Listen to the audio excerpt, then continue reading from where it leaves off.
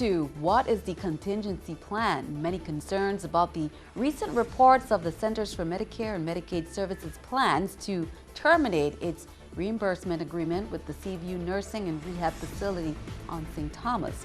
Family Resource Center is available in times of crisis, but now the agency says they are facing a crisis of their own and ask for help. Plus, the Golden Grove inmate was stabbed by 2 other prisoners. B.O.C. officials say the 2 assailants have been placed in isolation.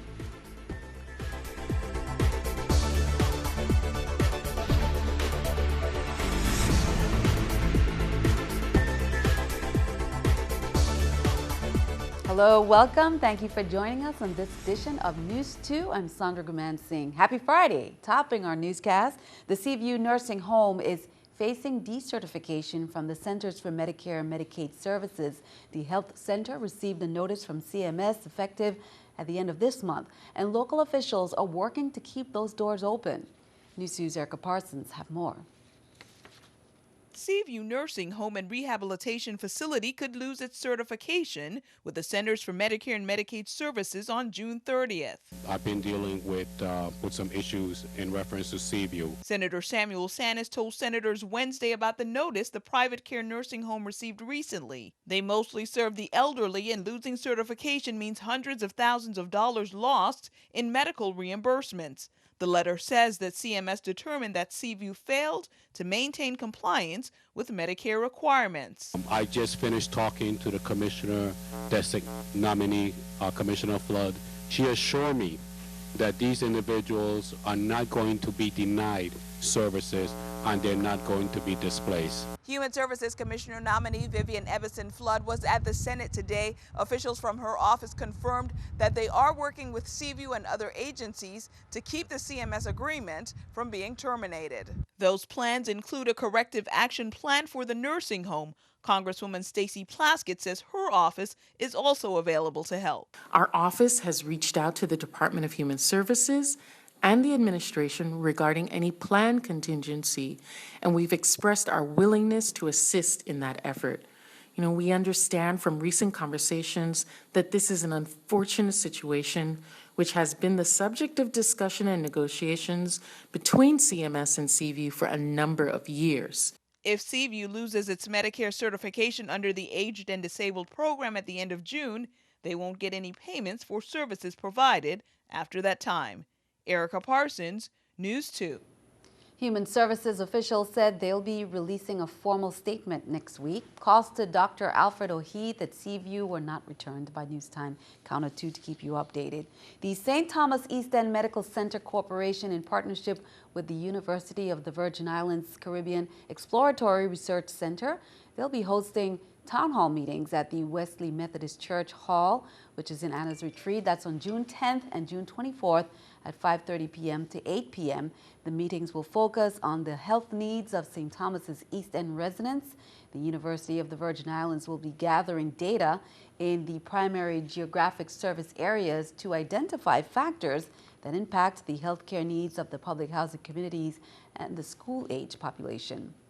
A local nonprofit has to send home its employees without pay on Thursday. The Family Resource Center has been juggling around money to make ends meet and still honor its commitment to crime victims in the community. But this time, that wasn't enough. News 2's April Knight has that story. Thursday was payday for most employees, but because of government foul-ups, the staff of Family Resource Center went home empty-handed. It's really an accumulation of promises not kept. Family Resource Center's 27 staffers currently serve thousands of men, women, and children who are victims of violence and abuse. Our obligations to our staff is about $30,000 a month. The grants that we get are mostly to pay salaries. So we've been dipping into fundraising money to cover salaries that would have been paid by grants. And now we don't have the fundraising monies anymore. According to St. Jude's, their fiscal crisis is an accumulation of backlogged funds languishing somewhere in government bureaucracy. The Whopper is a substance abuse prevention grant they won a year ago, but they haven't seen the $166,000 from the health department since. Not a penny. Not a penny. St. Jude said local agencies like Family Resource Center are also feeling the freeze in federal funding supposed to go through the Law Enforcement Planning Commission. We are really feeling that. That is the beginning of our pressure. The Victims of Crime Act grants, Violence Against Women Act monies that, again, are supposed to be coming to the territory. Those have not been flowing to the territory for a few years.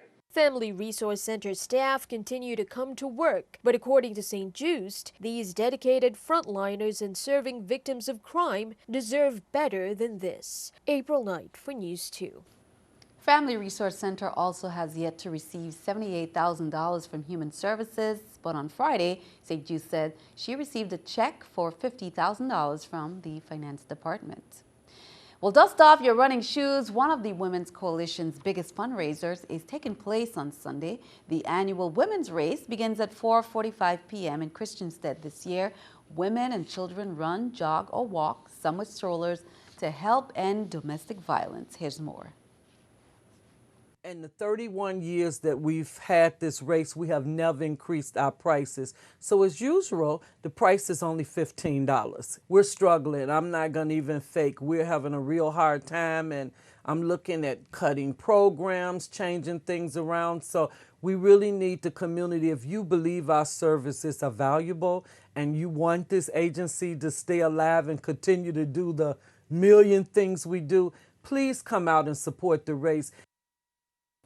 The Queen Louise home is now able to get a much-needed appliance. That's after Senator Jean Ford dropped by and handed over a check with enough money to buy the seniors what they need.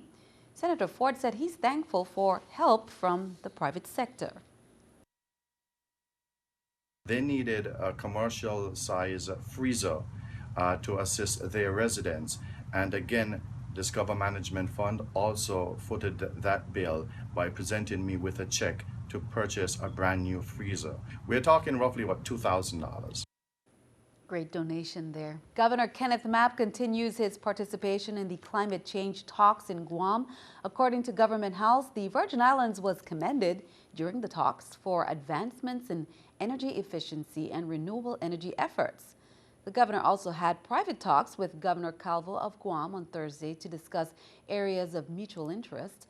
The two territorial governors held another meeting on Friday. The purpose of the talks between the two governors is to work together in finding ways to improve the lives of residents in the U.S. territories, according to Government House. Senate President Neville James announced the scheduling of a committee of the whole set for Wednesday, July 1st on St. Thomas, where the topic of discussion between members of the 31st legislature will focus on residency and housing issues currently affecting the governor and the lieutenant governor of the Virgin Islands. According to James, the purpose of the hearing is to allow senators an opportunity to carefully review all the documents associated with the subject matter, receive testimony from representatives of all the parties involved, and discuss solutions to finding the current as well as future governors of the territory a suitable residence. Turn our attention to crime news. A Golden Grove inmate was stabbed by two other prisoners on Thursday. Bureau of Corrections officials confirmed that Nkosi Paris was stabbed in his lower back just before 2 Thursday afternoon. The alleged suspects have been identified as Jermaine Ducre and Wang Ilaraza. Both of them, along with Paris, are detainees, and the two assailants have been put in isolation. A homemade shank was recovered in the shower drain after a search of the unit. Paris is currently being treated at the hospital. He's being held for murder and other charges. The two assailants are also being held on murder and other charges. Crime Stoppers remind you that even the smallest bit of information might be what law enforcement needs to solve the following cases, plus you may receive a reward in the process. Well, on Sunday on St. Croix, March 31st, 2002, shortly before 2 a.m., 39-year-old Delroy Henry was shot to death near the intersection of Hill and Market Streets in downtown Christiansted. Police have no suspects nor any motive. On St. John, on May 29 at 11:10 p.m., officers were dispatched to the area of Kangansgata in Cruz Bay. Police discovered that Kenson Jolly, known as Jolly from Pastory, had been shot several times and died. On St. Thomas on Sunday, February 1st at 9:05 p.m., police responded to hospital ground regarding reports of shots fired. Officers found Lakeel Wade, who later died at the hospital from several gunshot wounds. Call Crime Stoppers at 1-800-222-TIPS. Keeping our eye on the economy, here's the New York Stock Exchange with our Stock Market Watch.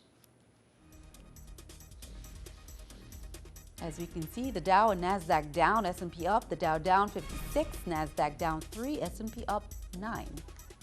Coming up on News 2, the much-anticipated King of the Wing contest is coming up on Saturday, June 6th at Magens Bay. The 6th annual event will include nearly 40 teams.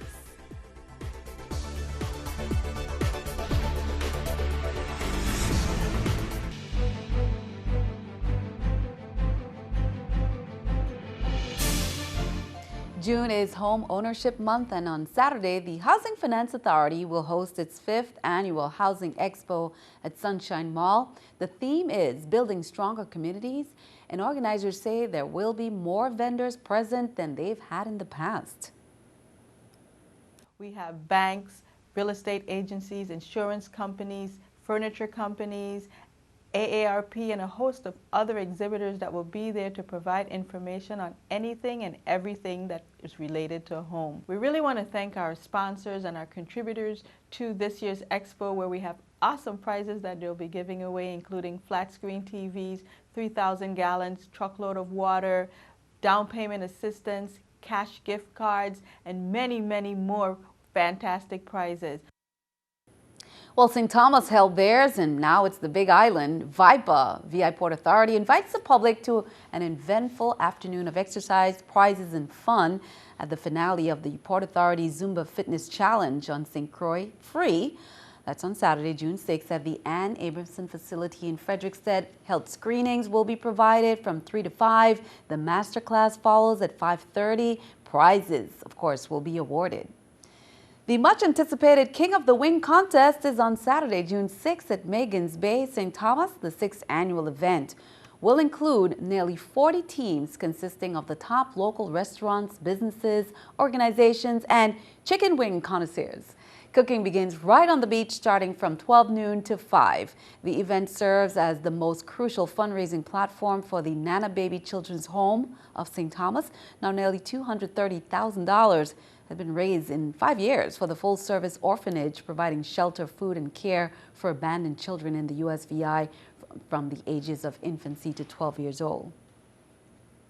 Well, big names when it comes to the underwater world in film will be in the territory. World Oceans Day is a global recognition held on June 8th every year to raise awareness of the crucial role the sea plays as sources of food, oxygen, and medicine. The Reef Renaissance Film Festival is where you need to be to learn more. That festival will be held on Saturday, June 6th at Coral World. Here's more. We are presenting several films and also having a juried competition, and we had entries from the Virgin Islands and from stateside, and the winners are first rate, really good, and the featured presentations are going to be from some of my friends and colleagues in the business from around the world. Leandro Blanco from Spain is one of them. Nancy McGee, who is Canadian, but she's been in Dallas forever. And Peter Venutzos, who's from New England. And his presentation is going to be about filming sharks outside of the cage. My presentation is called Showdown at Tiger Beach, and it's about filming tiger sharks in open water. And it was exhilarating, to say the least. On our last day of the expedition, we had 12 tiger sharks in the water with us and about 30 sharks of other species. So it's going to be a pretty ripping film. You guys really need to come and see it.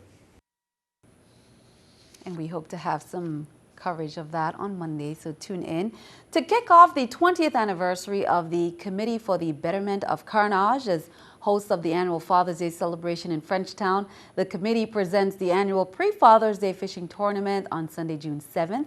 A $2,000 cash prize awaits the angler who catches the largest kingfish, which will be presented on Sunday, June 21st during the Father's Day celebration. So mark that on your calendar. The fishing tournament registration will take place at the Joseph Albane Ballpark concession from 10 a.m. to 5 on Saturday, June 6th. Now, the annual fishing tournament is a warm-up event for the 3-day Father's Day weekend celebration in Frenchtown, and that's from June 19th to the 21st, and we'll have more on that next week. Department of Agriculture is informing the farming community of the sale of livestock feed in St. Thomas and St. John. The sale for the licensed farmers has resumed and is available for purchase during regular business hours at the Estate Dorothea office in St. Thomas and the Estate Carolina office on St. John. In St. Croix, livestock feed has been made available to replace the loss of pasture due to the extremely dry weather. Licensed livestock farmers may purchase the feed for sheep, goats, and cattle during regular business hours at the Estate Lower Love office in St. Croix. You can contact the Department of Agriculture for more information.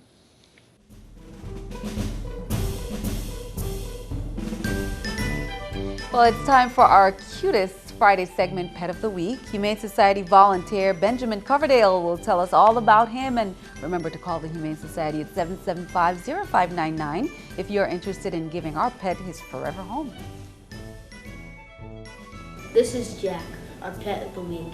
He is a terrier mix and he is 1.5 years old. He is sweet, loving, and very laid back. He is a part of the 30 Dogs in 30 Days program. If he is not adopted within 30 days, he will be put to sleep.